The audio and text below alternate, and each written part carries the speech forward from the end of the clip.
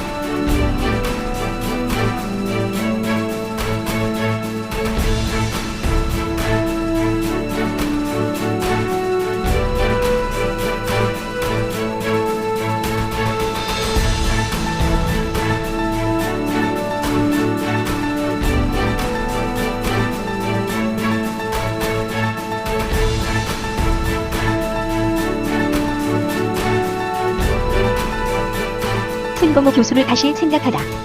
최근 한기총 회장 전광훈 목사의 폭탄 발언으로 한국교계 안팎이 떠들썩하다.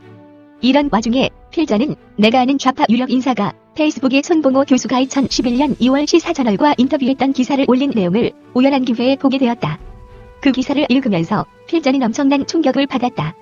그리고 그 좌파 인사가 지금 이 시점에서 그 기사를 페이스북에 올린 의도를 깨닫고서 마음이 몹시 복잡해졌다.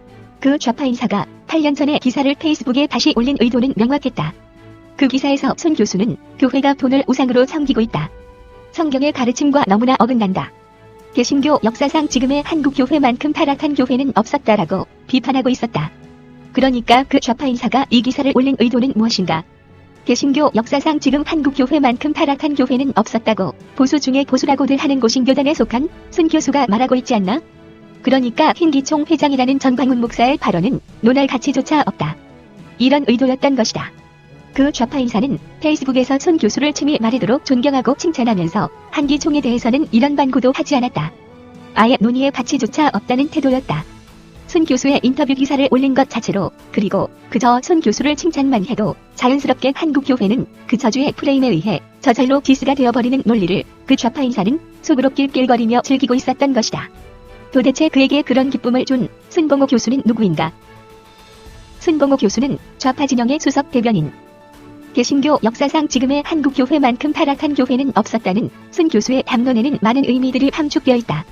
지금의 한국교회는 개신교 역사상 가장 타락한 교회라는 명제로 정리될 수 있는 그의 발언에서 먼저 문제 삼아야 할 것은 한국교회라는 보편교회 개념을 들고 있다는 점이다.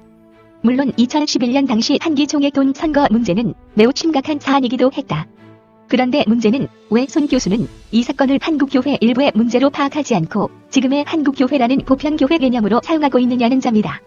일부 교회에서 문제를 보이고 있다고 하더라도 한국교회라는 보편교회 개념은 함부로 사용해서는 안 된다.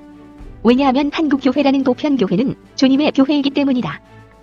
필자가 판단하기에 손 교수는 이 부분에서 부분을 전체로 보는 오류를 의도적으로 범하고 있다. 존경받는 목사도 많지 않는가라는 기자의 질문에 대해 손 교수는 이렇게 답변한다. 그렇기 때문에 엉터리에 대한 미움이 더 크다. 그분들의 고결함이 도매급으로 상처를 입으니까 그렇다. 여기서 그는 엉터리를 한국교회의 한 부분으로 인정하지 않는다. 게다가 그는 엉터리가 아닌 그분들의 고결함을 자신의 분노를 증폭시키는 원인으로만 설명하고 있다.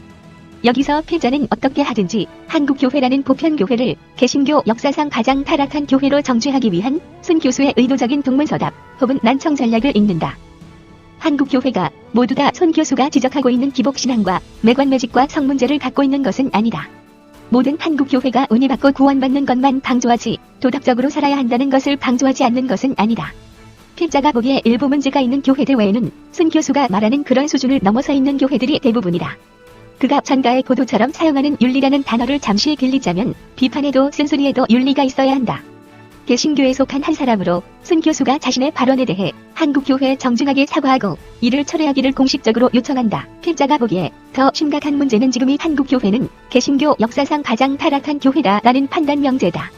지금의 한국교회에 적지 않는 부분들, 특히 목회자들이 타락한 모습을 보이고 있는 것은 사실이지만 개신교 역사상 가장 타락한 교회라고 판단하고 있는 손 교수의 의도는 무엇인가? 무슨 근거로, 무슨 잣대로 이런 판단을 그는 하고 있는 것인가?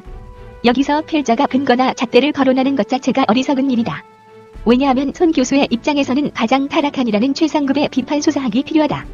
그렇게 해야 한국교회는 가장 타락한 교회로 정죄되는 동시에 비판 주체인 손 교수는 최상급의 의인으로 격상되는 것이다. 지금 한국당은 한국교회를 공격하려는 좌파와 연합 세력에 포위되어 있다. 이런 마당의 좌파에게 한국교회를 공격할 수 있는 최상급의 비판 프레임을 제공하고 있는 손 교수는 누구인가? 그는 개신교의 망랑공주인가? 아니면 좌파 진영에서 똑똑하다고 늘 머리를 쓰다듬어주는 좌파 개신교 비판 전담 수석 대변인인가?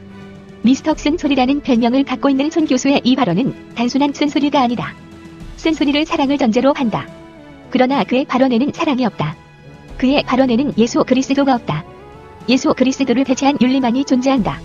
손 교수는 한국교회를 처참하게 무너뜨리면 무너뜨릴수록 그만큼 더 자신이 의로워지는 21세기 바리새인이다. 한국교회를 위해, 다음 세대의 신자들을 위해 한국교회는 손 교수를 재평가해야 한다. 그는 한국교회의 윤리교사가 아니다. 바리새적 교회 파괴자다. 인터뷰 기사에서 앞으로 한국교회는 어떻게 바뀌어야 한다고 보는가? 라는 질문에 손 교수는 이렇게 답변한다. 윤리적인 사람이 반드시 개신교인은 아니다. 하지만 개신교인은 반드시 윤리적이어야 한다. 또 하나 많이들 착각하는 것이 원수를 사랑하고 용서하라라는 말씀이다. 물론 나의 원수는 용서할 의무가 있다. 그러나 내 이웃의 원수를 용서할 권한은 없다. 오히려 분노해야 한다. 나의 원수와 내 이웃의 원수를 엄격히 구별해야 한다. 길지 않은 그의 말 속에는 퍽이나 많은 논란거리들이 함축되어 있다. 손 교수를 지배하고 있는 윤리 이데올로기의 정체가 무엇인지, 그의 윤리 담론을 한국교회는 어떻게 대응하고 정리해야 하는지를 필자는 손 교수의 저서들과 인터뷰 내용들을 정밀 분석함으로써 앞으로 몇 차례에 걸쳐 심층적으로 논의할 예정이다. 한국교회는 지금과 같은 교회와 좌파의 대립구도 속에서 좌파 쪽에서 교회를 마음껏 공격하고 조롱할 수 있는 프레임을 제공하고 있는 손 교수의 행각과 발언을 엄중하게 재평가해야 한다. 그가 한국교회의 윤리교사인지 파괴자인지를 냉철하게 재해석해야 할 필요가 있다. 지금 한국교회는 손 교수 같은 자기 의로 충만한 회인이 아니라 이정훈 교수처럼 십자가의 은혜로 구원받은 죄인의 관점에서 교회를 공격하는 자들의 문화 전략과 정치 논리를 분석하고 해체하면서 한국교회가 나아가야 할 방향을 모색하는 영성과 지성을 갖춘 믿음의 사람들이 필요하다.